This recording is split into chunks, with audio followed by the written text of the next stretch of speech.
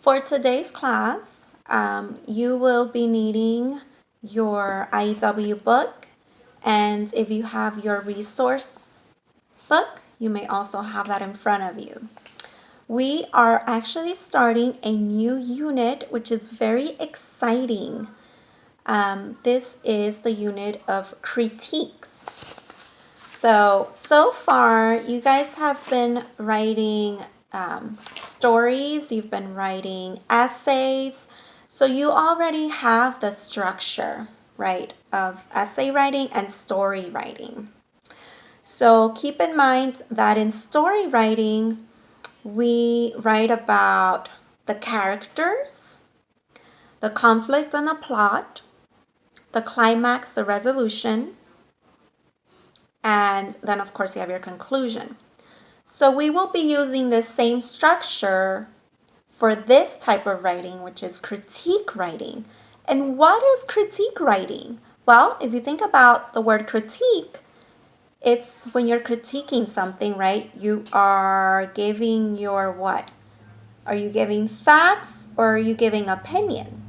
You're giving your opinion. So that is what critique writing is. It's opinion writing. So that's a lot of fun because you get to share your opinion about something. So when you critique a story, specifically speaking of a story, you don't retell it. So when you're writing a critique, you're not retelling the story. That's very important. You're not giving a summary of the story. You instead are giving your opinion about the story. So what do you think about the story? What did you like most about the story, or what did you dislike about the story? That is critique writing. So it's very important for you to note that when you are writing your critiques, you're not using words like I think or in my opinion, okay? Instead, you can use, for example, on page 207 at the bottom, it gives you an example of what you can say or you can write. It was a suspenseful story with plenty of action and a clever riddle to ponder. So do you see how the reader here, in this case the reader, was able to know the opinion of the writer, but it was done without using the words I think, right? It just presented them with the actions, right? So that's what you need to do in your critique writing. So what I want you to do is on your own, you're going to read sample critiques. Okay, so on page 208, there is a sample critique. And the things that I want you to notice for this sample, page 208, I want you to notice how this author clearly has the characters.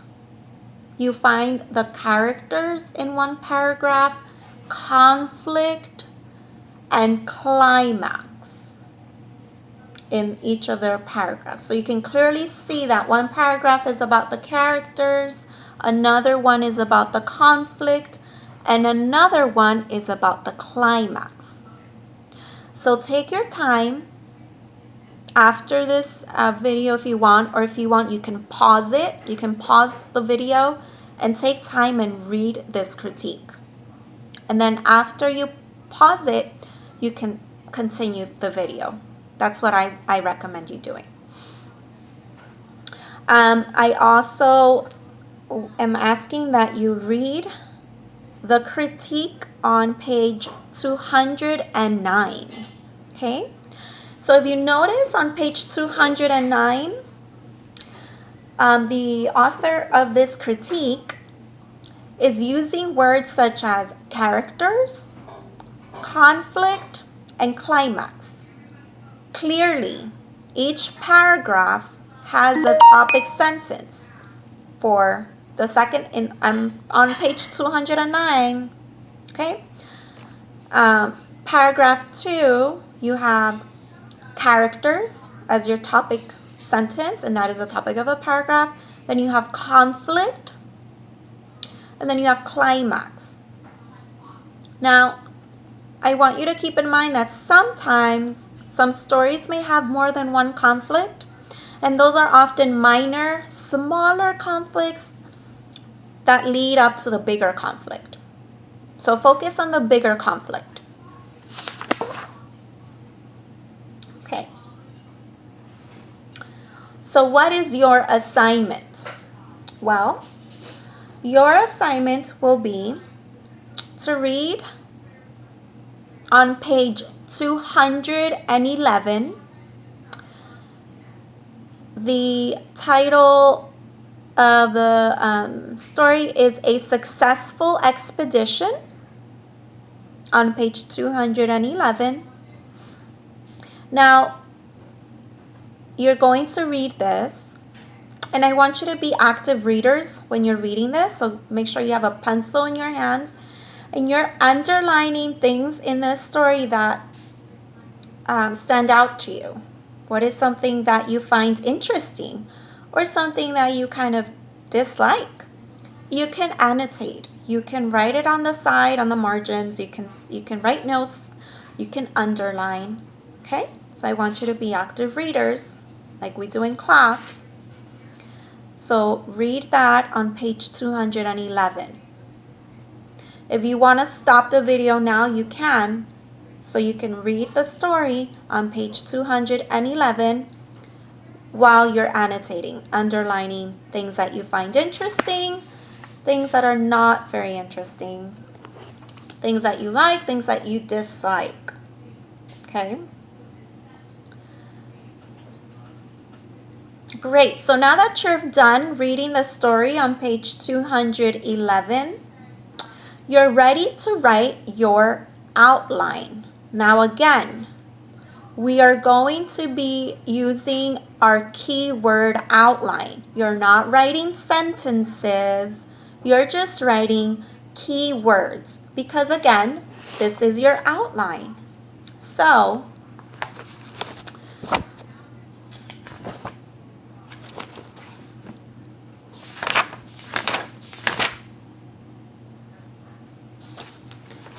if you notice, your critique outline starts by asking for the title, the author, publisher, and date.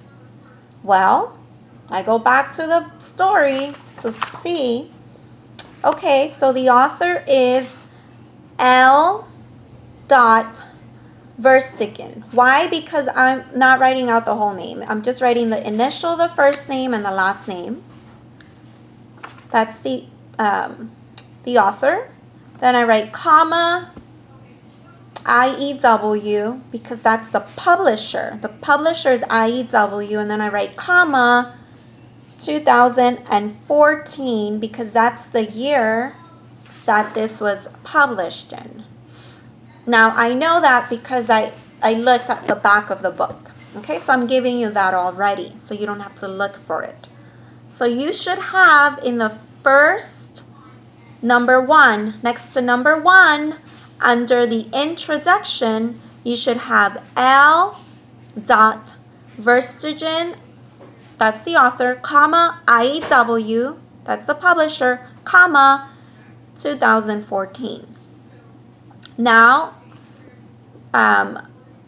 what are you going to write for number 2? So next to number 2, you're writing, what type of story is this? Well, I'm going to go back, and I notice that this is related to history. So when we see stories that are related to history, we refer to them as historical fiction. So this is a type of story. So in number 2, for that keyword outline, you will write in historical fiction. What is the background? What is the setting of this story? Well, I'm going to go back. I'm going to check. And I see that it is the Lewis and Clark expedition. I don't have to write out expedition. I'll just write out Lewis, the symbol for and, Clark, and exped. E-X-P-E-D. That's it. Comma. And then I'm going to write Louisiana Purchase, because this is just giving a little bit of background. That's number 3. And now number 4, I'm going to fill in the rest of the setting and just more background information.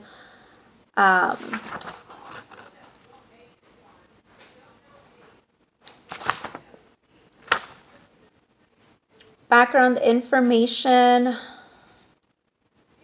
such as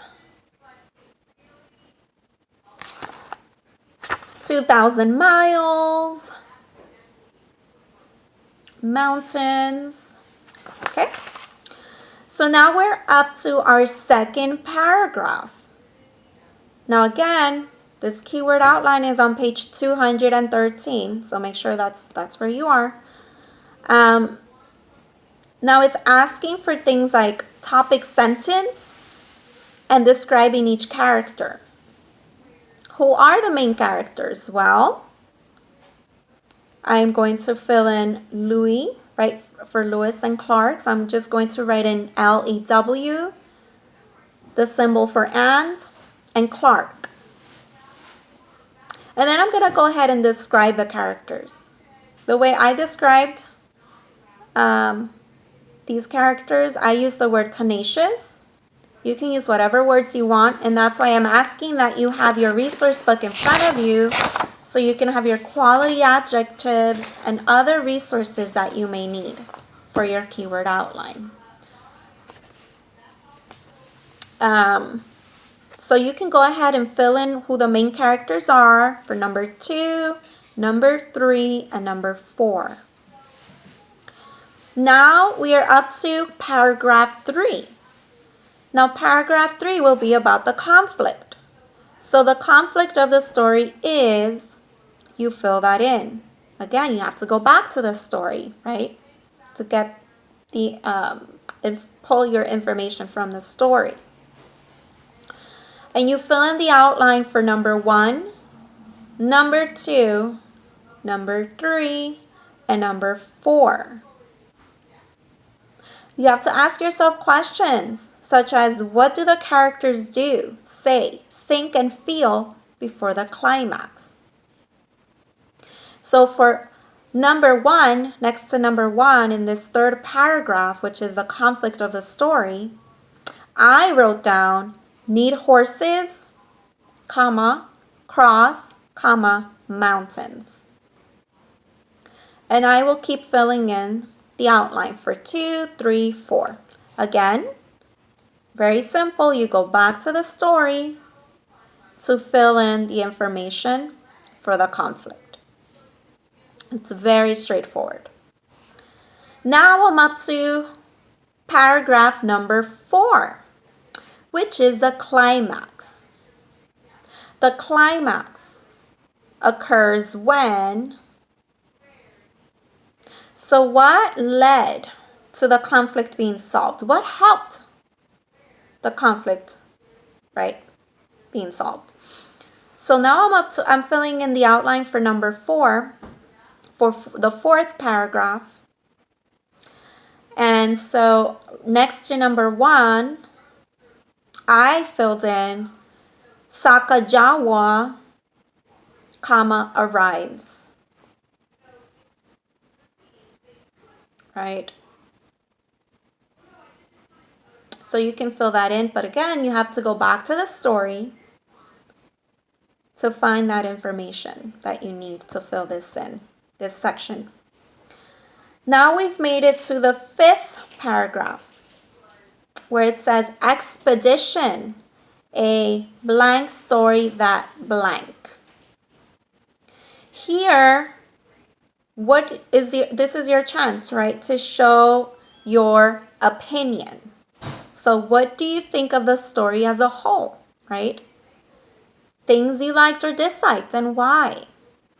And then you go back to the story to give examples. And you discuss the theme. Remember, every story has a theme. What is a theme? A theme is a message. What message is this story relaying? So now I filled in my outline, expedition, a adventure-filled story that makes history real. That's what I filled in. Expedition, a adventure-filled story that makes history real. So now number 1, next to number 1, I wrote in showed, comma, determination, comma, courage, comma, L and C. So you're going to continue filling in for number 2, number 3, number 4, number 5. And I don't have anything for number 6. It's okay. It's okay. If you don't have the 6 lines filled in, it's absolutely fine. For this 5th paragraph, I only filled in 1 through 5. I had my keyword outline for numbers 1 through 5, and that's fine. For number 5, I discussed the theme. So you should discuss the theme in number 5 or 6 if you end up having 6. I only have 5, so I wrote in theme, and the theme I found in the story was perseverance. So I put theme, comma, perseverance, comma, inspiring.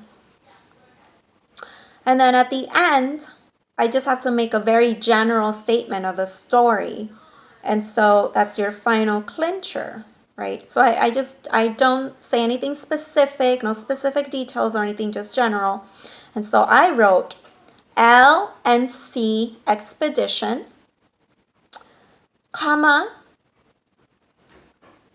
real, comma, American. I didn't write out the word American. I just wrote A-M-E-R, Amer for American, comma, heroes. And that is my outline. So my IW students, this is very straightforward. You just go back to the story on page 211 and you fill in what you need in your outline from reading the story on page 211.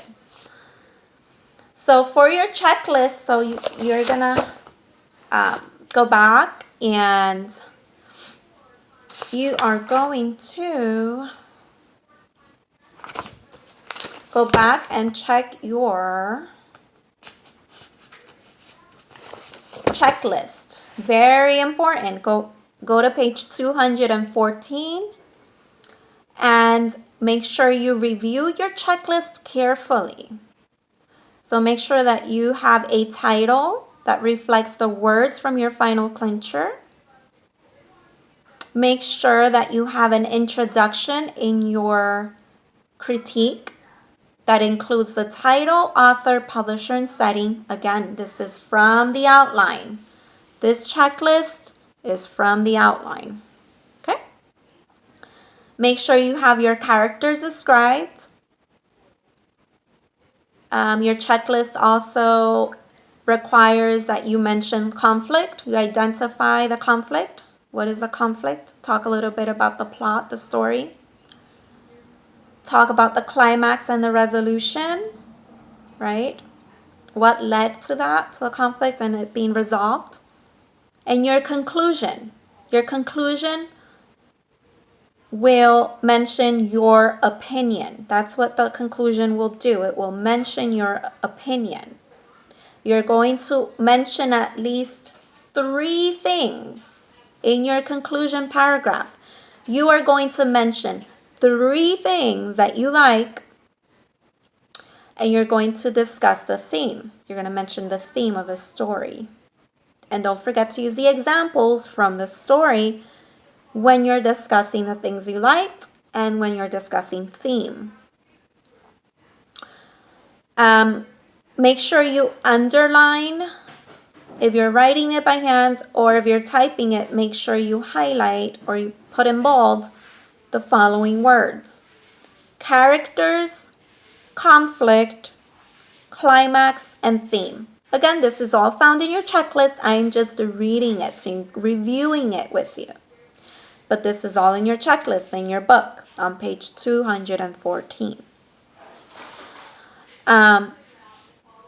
So what is due for next week will be a 5-paragraph critique of the story, A Successful Expedition. Okay, 5 paragraphs you're writing. Your introduction, characters, paragraph on conflict, paragraph on climax and resolution, paragraph on conclusion. 5 paragraphs. Again, this is found in your outline and this is found in your checklist. Okay? Very important, last reminder, you're not using the words I or my, in my opinion. Okay? You're just presenting the story, talking about the story, right? But without using those words, I or my. All right. I look forward to reading your critiques. Okay. Bye. I'll see you next week.